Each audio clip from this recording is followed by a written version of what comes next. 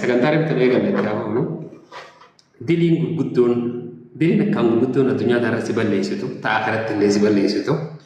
ta'ati irraa eeguu qabdu diliilee hedduutu jira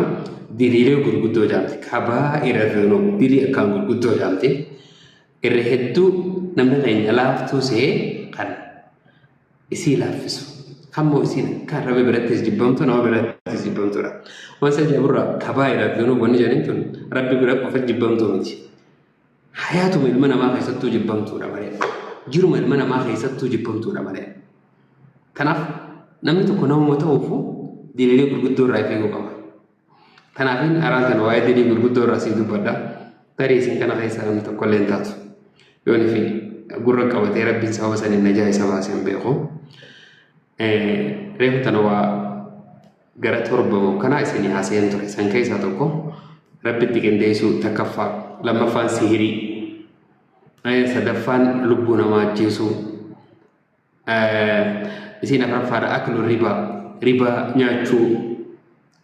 haroo fedhe ribaa nyaachuunis diliilee gurguddoo armoo zabana ammaa keessaa namni laaftu ilaala shanaffaan horii yataamaa nyaachuu horii yataamaa kanaaf namni irratti baqa normaal akkuma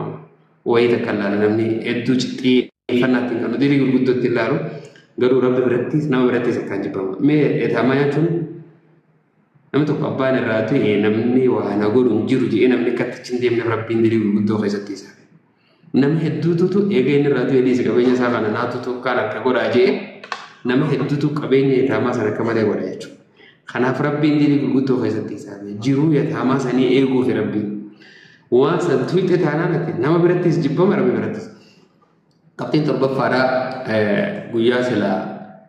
qabxiin jahaffaadhaa guyyaa silaa namni qabsoo jiru qabsoo sanirraa muslima bira adeemsudha. Qabxiin torbaffaadhaa dubartii takka ta naamusa isii eeggattu jechan taaneen darbachuudha. Jecha naamusa isii balleessu olola ganda keessa gaddeeftee bakka bunaa hundatti hawaa takka isiin hin balleessin yoo ifi hawaasa itti taate dhala dubartii naamusa hin qabne takka ta bakka itti baalagee kaagara hin qabne jechuun maqaa isiin qoxora ibsitu taate yookaan isiin dumbara bal hojii jirti jechuudhaan waan naamusa isii balleessu yoo dubbattu taate isumaa naamusa isii eeggattu sunillee diliilee gurguddoo rabbiin akkaan jibburraa dubartiin mooraaliin isiidha rabbiin bakka tana dheeranii hin dubbanne dubartii jedhe dubartiin tun mooraaliin isii akka qaruuraa yookaan akka burcuqqootti cabte mooraaliin isiidha hamileen isiidha jechan taaneen hoggaatu qabne isii ibiifuu ibidda meeqa eeggattu tanaati yoo nefe naamusaan itti dhufnaan dubartiin hedduu isii naamusa eeggattu keessaa hedduu hamaadha dubaadha isii ibidda meeqa liqimsatee naamusa eeggattaati naamusa isii xuyinnaan khalaas hangam takka qalbii isiin akka jabtu rabbiin waan beekuuf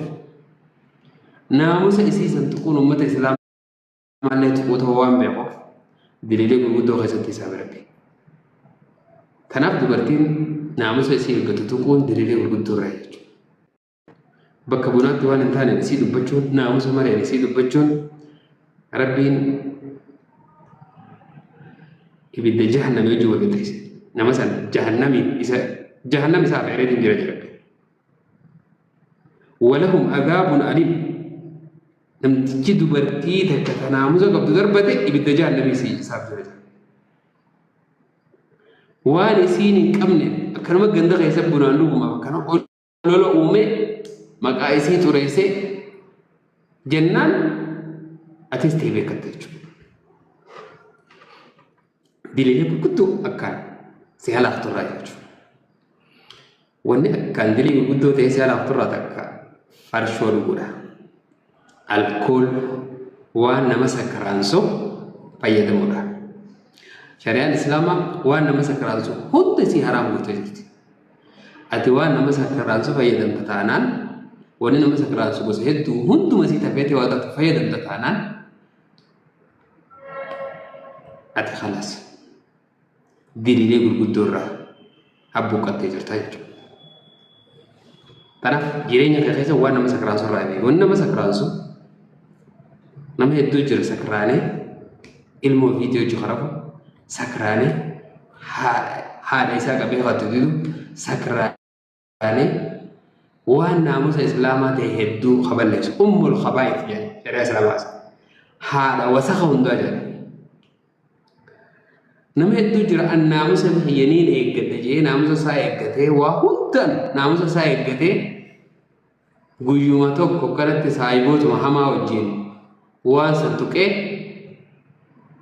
بدي تكدلغي سو بدي تكاتي بدي خدندل بدي خدن تدران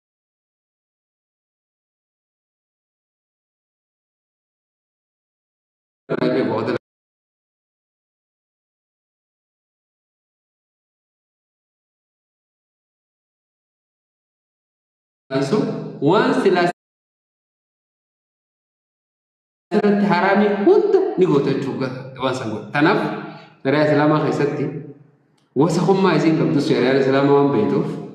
وان سمونا مججيرو تنما سكرانسيتو وتمتعان غوتاچو انا في الاسلام ايوتاتي وان نما سكرانسيتو دغون